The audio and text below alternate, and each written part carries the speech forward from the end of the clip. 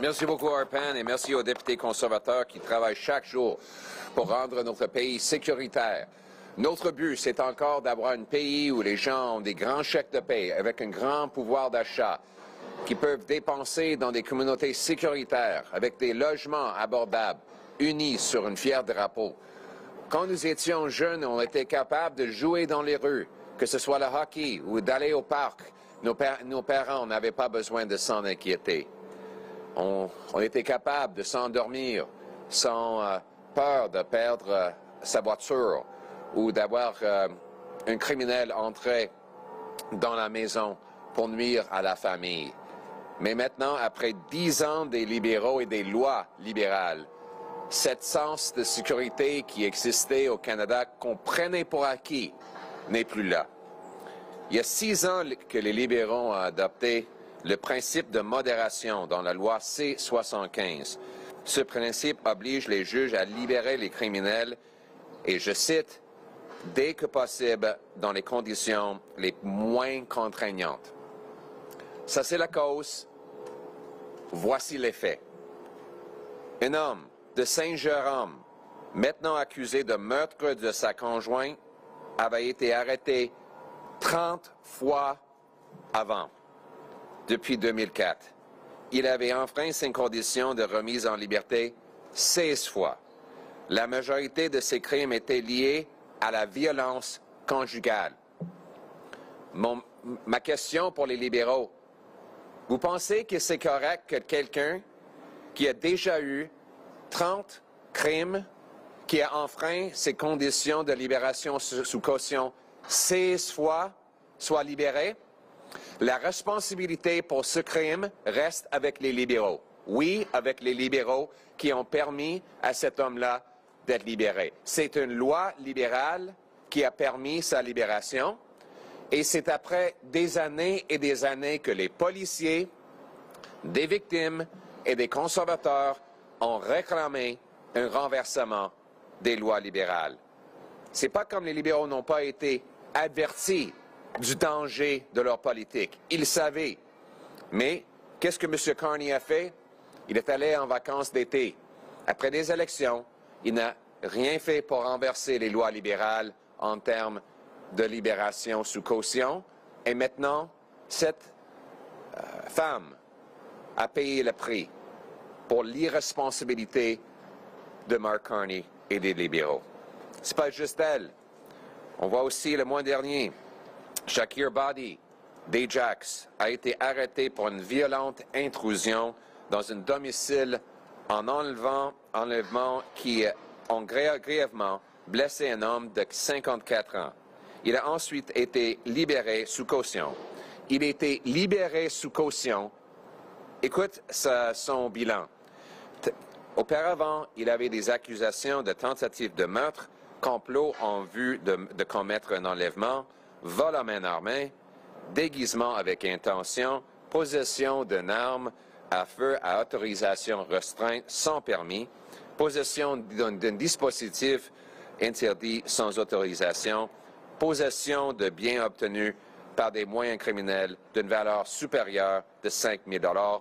Au moment de son arrestation, un autre accomplice présumé, Masish Mohamed, était lui-même en liberté sous caution pour d'autres infractions.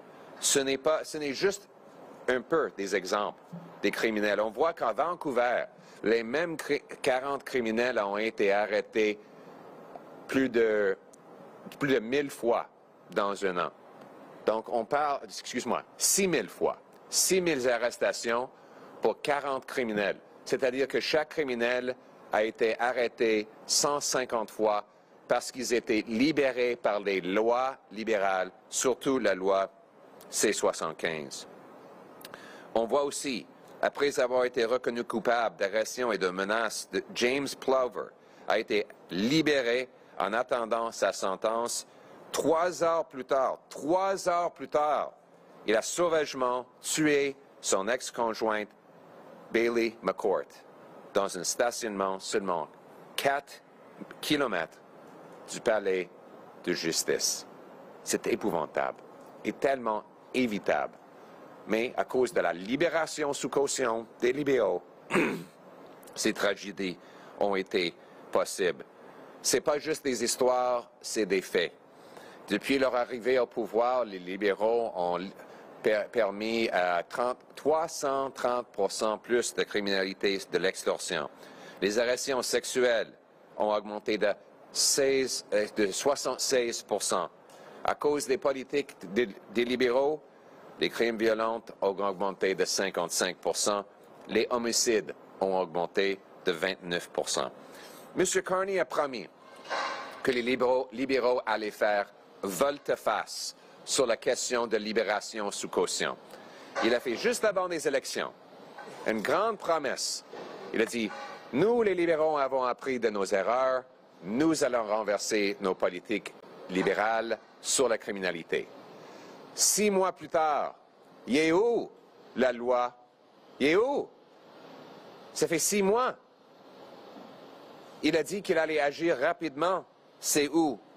En plus, il a mis en place ses 2 pires ministres pour gérer le dossier de criminalité. Il y a Sean Fraser, le ministre qui a détruit notre système d'immigration et notre marché de logement, et maintenant le ministre de la Justice.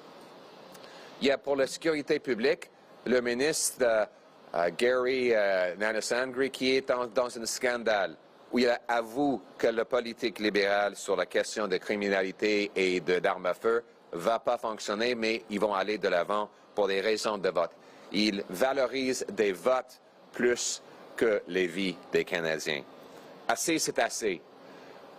Nous demandons aujourd'hui que les libéraux s'enlèvent de la chemin. Je sais qu'ils ne vont jamais faire un vrai changement sur la criminalité, donc nous allons le faire. Nous sommes ici pour prendre une action positive.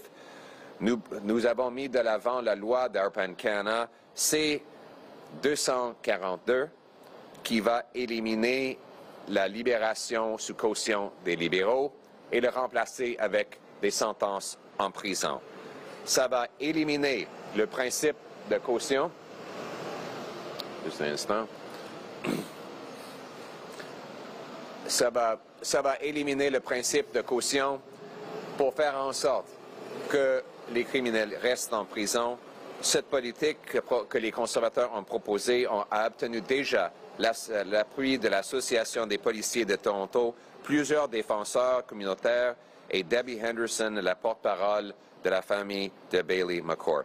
Notre message à M. Carney, si vous ne voulez pas agir, enlevez-vous du chemin pour permettre les conservateurs à agir.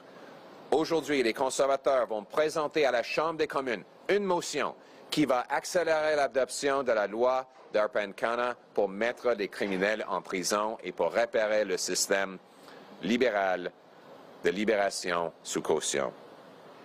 Une action rapide pour mettre fin à la violence dans nos rues.